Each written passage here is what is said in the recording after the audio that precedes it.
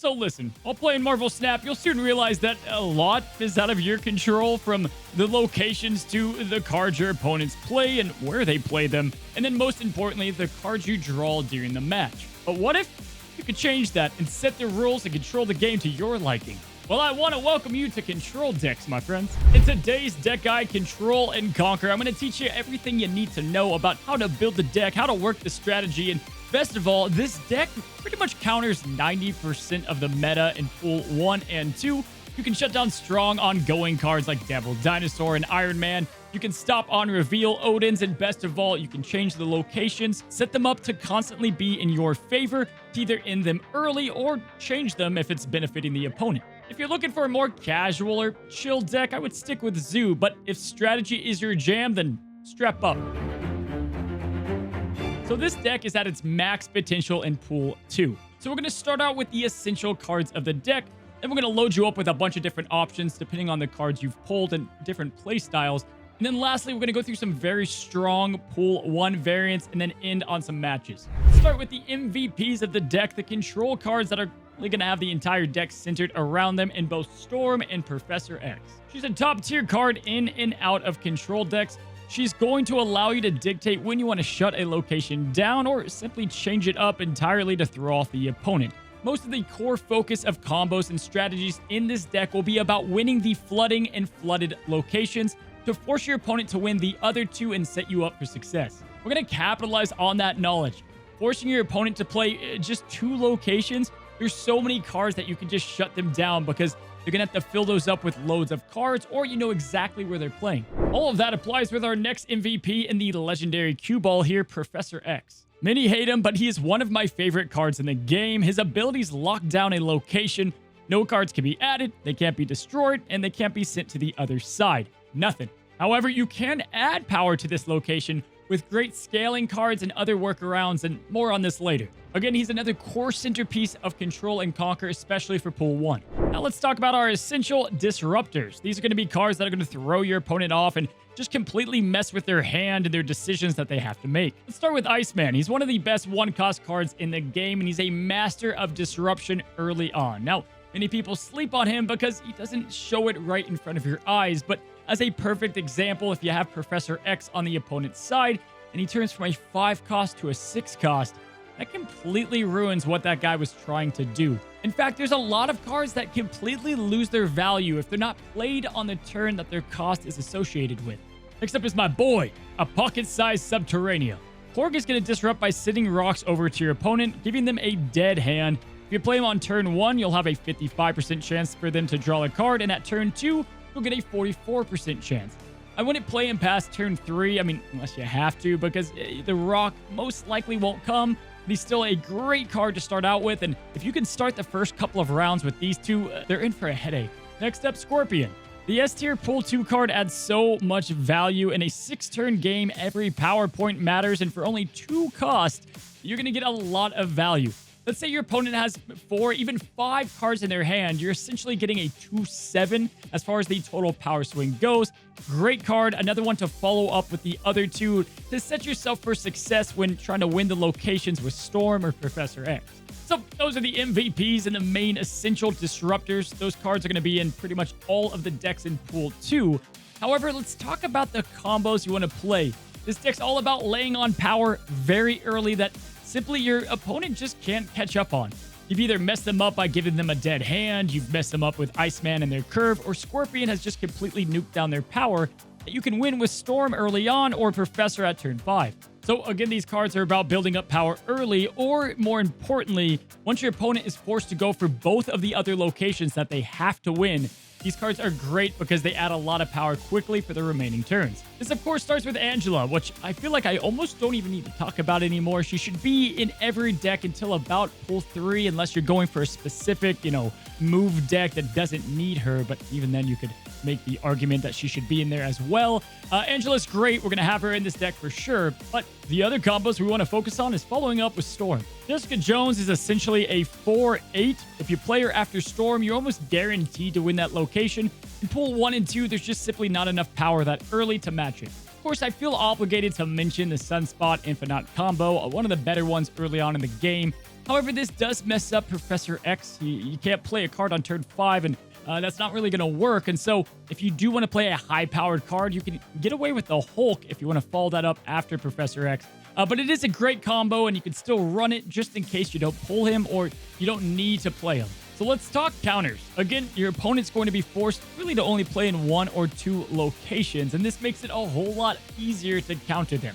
Now, Zoo decks aren't going to be able to fill up the board as they only have the 2, and those big, powerful plays can get countered by strong cards like Shang-Chi, and then we have Enchantress. Shang-Chi here is obviously great for shutting down those high, powerful cards that your opponent plays. I do want to let you guys know that if you are going to be revealing first, which again, you can see at the top with the glowing name, you want to be careful with Shang-Chi. You don't want to play him and then they play the high, powerful card.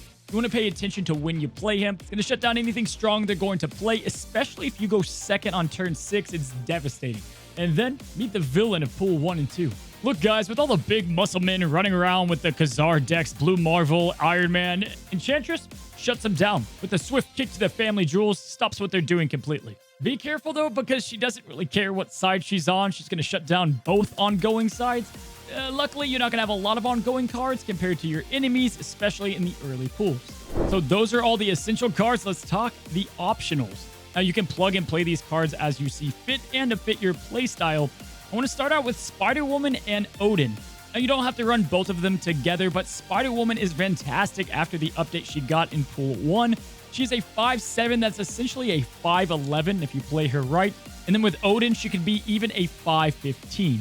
Then you have one of my personal favorite cards. I run her in most of the control decks. You have Scarlet Witch that not a lot of people seem to recognize her value. A lot like Storm, you can control the locations a lot better. And between running her and Storm together, you can really dictate what locations that you want to keep, which ones you want to get away. And this is huge for locations like Bar with No Name, where the opponent's not going to commit because they don't want a lot of power, and then you just change it. Or you can do that again with a lot of different locations like Mojo World. It completely changes the game, and it doesn't often kick back to ruin your day. Essentially, like a discount Storm. You can run Mr. Fantastic or White Tiger to get the harder to reach locations, and combine that with obviously Odin and Spider-Woman, or Gamora is a lot easier to get that huge combo to the 12 because of the fewer locations at play. And to finish off those Pool 2 optional cards, we've got the 6 cost, the closers of the game.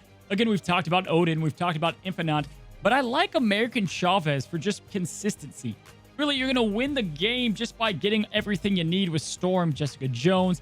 And to finish off the lane, you play Spider-Woman into American Chavez. This is my personal favorite, and it works like a charm. Now, before the example matches, let's talk Pool 1. You're going to be a lot more limited on the options that you have, and you're not going to be able to lock down locations like with Storm. But there are some things that you can do to disrupt your opponent and give yourself a lot of favorable odds to control the match a lot more than you could with, say, normal running decks. Our main controllers and disruptors are going to be Core, Scarlet Witch, Cosmo, Enchantress, Professor X, and Spider-Woman. Really, what you want to do is lock down the lane. You can buff it up with Mr. Fantastic or Claw. Or before you lock down the lane, you have cards like Nightcrawler at your disposal to move over to that other location, or play Bishop and then continue to scale him up over the match. Remember, Professor X, you can still add points to the location. You just can't move, destroy, or any of that nonsense. So it's a lot easier to build high-scaling cards like Bishop, and you can still win a lot of games that your opponent was not expecting. If you don't win the location with Professor X, don't sweat it. You can still buff it up, and it'll be a lot easier. So that is the Pool 1 and Pool 2 decks. Looking at the screen right now, this is the Pool 2 deck that I run personally. This is my favorite combination of cards. But again, there's so many options and plug and plays that you can do outside of the essentials. Here's another one that I like to look at as well, or like to run within the game. And then the Pool 1 deck, as its full completion, is something like this. Definitely, there are some room for moving around cards if you want to plug in Mr. Fantastic or Claw in there, but this is the main build itself. With that being said, let me know in the comments below, like, do you guys want a mass amount of battles? I can do a 40-30 minute video of just battle after battle for you guys to see how these decks work and maybe release them within a couple of hours. Let me know and let's hop in. All right, let's start with that Pool 2 deck that we just showed you the graphic on, and we've got ourselves our opening hand. And we've got Korg, the 1-drop. We've got Jessica Jones and Storm combo. And we've got the villain of the deck. So we're pretty set for a strong start here. So obviously we're going to play Korg right in the middle, no question about it. Again, the locations, they don't matter as much, right? We're able to change them on a whim. And we got to turn 7. Now, I'm going to get this question, I feel like, and so I might as well answer it. If you change a Limbo, does the turn 7 disappear? Often people really enjoy Limbo. And the answer is yes, actually. Turn 7 will be gone completely. So you can kind of really throw off your opponent if they're planning and trying to work that turn 7 into their advantage. Nothing we can do turn 2, a little bit of a bummer. But we are here now at turn 3, which is when we can set up our Storm. So where do you want to set up Storm? Typically, it's not a bad idea to play her on locations that you already have the advantage. You're going to give yourself already a bit. You're going to have a 2-point advantage on him, followed by the Jessica Jones. So it's not a terrible idea. Looking at the board sometimes can really dictate it, or getting rid of a location that you don't want to have. Because we have plenty of cards in our hand, we'll keep Xandar. Limbo wouldn't be a terrible change, and because I do have the priority on Limbo with Korg, we're going to play it right there. Often, even the 4 power difference is enough for them not even to play it. But you don't want to risk not playing Jessica Jones all too much. If you would have played Bishop on my flooding, that would have been kind of tough, because the scaling could have thrown off what we were trying to accomplish. But he didn't, and that's going to be tough on him. Now, we have Shang-Chi as our counter if this Bishop gets too high. So I can often just drop this at the end of the turn or into the game to get the W as well. So let's go ahead. Let's keep it simple. And KISS, as Michael Scott says, keep it simple, stupid. And we're going to go ahead and secure that flooding location. He's playing Angela. He's building up that Bishop deck, which you'll see a lot in pool 1 and 2. And it's already turn 5. We're kind of smoking through this here. So, because we've locked down a location, there's no point in wasting 5 energy on our Professor X for 5 costs off the deck. And there's nothing we can stop with Enchantress. So really the play right now is to throw off what he's trying to get accomplished with the right side. We can at least contest that and ruin his power going into turn 6. So we've got Sarah. That's one of the best cards in the game in pool 3. It's going to be a little tough to counter as she reduces the cost of every card by 1. What do we want to do on our last turn? We have a lot of different options. He's going first, which is exactly what I was talking about in the video. We can play Shang-Chi right here. So no matter what he plays, because if I were to guess, chat, he's going to play a heavy, hard-hitting card on the right side. Because he played Sarah, it makes me think he's going to play multiple cards. And so the smarter play is probably this. It's an 11 play that would get us to 18 and have an 8 power difference. The Hulk beats that. Chavez is going to beat that. Plenty of cards can beat that. And with Sarah and the Angela, it's just too risky. So you always want to make the calculated risk. So we are going to play. We're going to play the Shang-Chi. We're going to play the Shang-Chi left side. And I feel pretty good that will get us the win. I think he's going to go heavy on the right. Shang-Chi's going to be an 8 because of the Atlantis favor. Let's roll it. I think we've got a good chance. We guessed correctly here. He's going to upgrade his Bishop. He didn't play anything. We controlled the board. It's exactly what we were looking to do. He was hoping that Bishop was going to lock him down for the W. And look at Shang-Chi, man. He's such a troll. He's such a troll. Probably should have snapped, but it was a bit risky. But there you go. This is a great example of a control game in which we controlled that middle location. He didn't play anything. We let him think he could build up on the left side. And then we played the right side. We played the right cards in the right location. All right, here we go. We've got our next battle up with the Pool 2 deck. Let's see if we can get even a more different strategy than the last one. We did not get an opening card, which is a bit of a bummer, but nothing too crazy. And we opened up with everybody's favorite location, Savage Land. This location just sucks. Without destroying cards, it's a bummer. But maybe we can use it to our advantage. So we've got Savage Land. We got Wakanda in the middle. This is a destroy deck's dream if he does have destroy, in fact. Let's see. Do we want to change Wakanda, as I don't get a lot of benefit off Wakanda? I think so. We're going to change Wakanda just in case he is rolling that meta type. He has a bad curve deck as well. And oh my gosh, it just got worse. Okay. Hey. Is this real? Guys, I just talked about this on the podcast, the Snapchat. If you guys haven't seen, we made me and a YouTuber named Alex, great guy, made a whole entire podcast, which I talked about getting the perfect trio. Can we talk about Central Park throwing squirrels everywhere? The stupid ninjas that pop out from, I can't remember what it was called. And those Savage raptors. Land. Aren't they kind of just doing the same thing? Hand of God, I had a match where I got all three, and I was like, what am I playing? What game is this? So what do? I mean, definitely the play is playing Storm in the middle. This is crazy. Playing Storm in the middle is going to give us a little bit of a buffer because we have more cards than he does in the middle currently. He's playing the middle as well, so he had a decent guess there. Let's see what he plays. He's got a good scaling card in Sunspot, so this makes it much more difficult as we don't have Jessica Jones to finish this off. Okay. I like it. I'm here for it. But it's going to be tough. Because he can just simply not use energy to get plenty going for him. I think what the best idea is to play as much power as possible on this turn.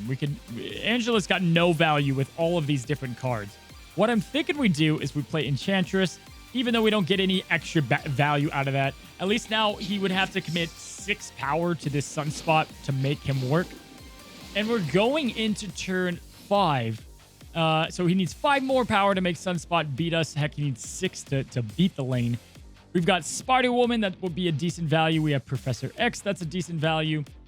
What would we like to do? Because he already went all in on this side, I think the play is pretty obvious. We play Spider-Woman. We nuke these down. And then we really put him for a world of hurt as there's just not a lot of options for him after that. Again, we could play Professor X. Let's play the game. What if I played it on the left side? Would we have locked down the lane? This guy's also just trying to think, what do I do? We're revealing first, getting the negatives in there, and he's playing Odin.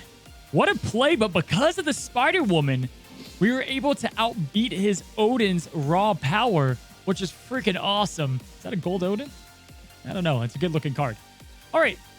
Then we got American Chavez, which is fantastic as well to cap us off. He really could commit, let's see, 5 of that energy. He could play a 1-cost card here and win the middle. But if he doesn't, I win the game at this point. Unless he plays like a blue Marvel, which I don't think he'll do. So let's keep it simple. Let's keep it simple. We're going to play American Chavez dead middle. We're going to snap on that. And what a game. What a weird game indeed. And he got even weirder because he's playing Jubilee at the last turn. So we won all 3 locations.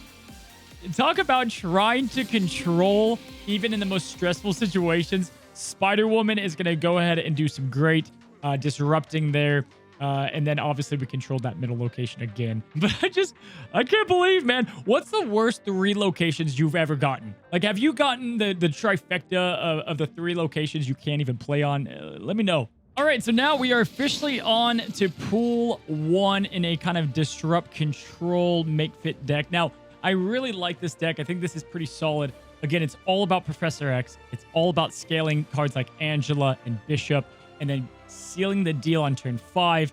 It's a great deck, and it gets a whole lot better, obviously, when you do get access to pool 2. So again, let's go ahead and get that 55% chance for him to get a dead hand turn 1 and play Korg out there. He's going to play an Agent 13 baby or chibi version. Love the card. And we got Bifrost, which certainly adds some elements to the game. Do you want to change locations before you see all 3? Yes and no. We do have a card that has a bit more priority to play than Scarlet Witch at the moment.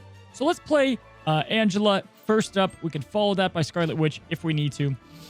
And it looks like we're playing a Devil Dinosaur collector kind of deck as he's taking some of my cards. Hopefully nothing too crazy. So we got Cosmo from him, and he either had the option of one of these 2 or Spider-Woman. We want to hope it's not Spider-Woman, but Cosmo is going to just add to our Cosmo, which is fantastic, to disrupt some more. We've got great tech cards here and counter cards, and of course we have Scarlet Witch. So the sooner you play Bishop, the better. My best guess is that we play Bishop left side, and we really set ourselves up here to win both of these lanes. We're not really controlling at the moment. We're building our scaling. And there we go. We've got Bishop. He's playing Cosmo in the middle. I don't care because we're going to be using Cosmo, or we're going to be using our cards anyway to scale Angela up. The only thing Cosmo really did there is we now can't change Bifrost for our liking, but that's fine. So let's go ahead and let's match. What would we like to do here? Let's go ahead. Do we match his Cosmo? Because this is going to affect him more than me. I don't have a lot going on my side of things. And we don't want to play her quite yet. You know what? Let's just match the Cosmo. For now, this is a fine play. We'll get at least some value out of here. And he's going all in on this kind of bounce deck that you'll see in pool 3. It's a current upgrade to the Devil Dinosaur deck, the Collector's deck, if you're used to that. So there we go. We're going to go ahead and have double Cosmos right side. And our Bishop will start scaling. And Bishop is a fantastic play when there's a turn 7. You have another turn to scale him. Let's see what we want to do. So we can play Nightcrawler, build up Angela, move him out of the way later. That's going to be option number 1. Option number 2, we could play Enchantress to mess up his Quinjet. Not a bad option there either. We could play Spider-Woman. Not really a big use for that. And finally, we could play Professor X here. And I think this is the play that I'm going to do, and I'll tell you why. We're going to play Professor X in the middle because this is what the deck is all about. We want to play him on cards that can scale very, very well and force him to play the 2 locations to get maximum benefit out of our Spider-Woman. So he is going to play a card 2. It's Agent 13. Not a great one.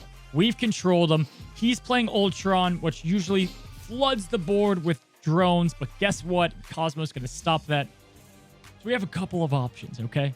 We could play Nightcrawler, and then we could play another card, move them out of the way, and get them building up. I think what I'd like to do... Man, this is tough. This is interesting. It'd be fun to get rid of turn 7 here with Scarlet Witch and play like a Enchantress to shut down anything else he might have over here. Because he's got a lot of thinking to do, right? He's thinking there's 2 more turns left. Do we just build up Angela? Is that the safer play? Maybe. Maybe. But what's the more fun play? You know what? Screw it. Let's YOLO it. Let's completely... why not? We reveal second. If he plays ongoing, we're good to go. We're going to YOLO it. We're going to play left side. We're getting rid of it. This is the definition of YOLO. Jubilee. It was at this moment that he knew. He f***ed up. We have 2, 4, 6. We lost. Wait. 3, 7. This tower. We lost by 1, right? Ah! I risked it. I shouldn't have, but I did. And I kind of like how that works. So you guys got to see, though, the early middle lockdown with the scaling Bishop. It was fun to go back and forth. Which one should I have done? Probably Nightcrawler. Move Nightcrawler. Play, I don't know, Spider-Woman and get no value. Move and then finish with American Chavez. That would have been like 15 and we would have won. That would have been the smarter idea, Cozy. Oh, well.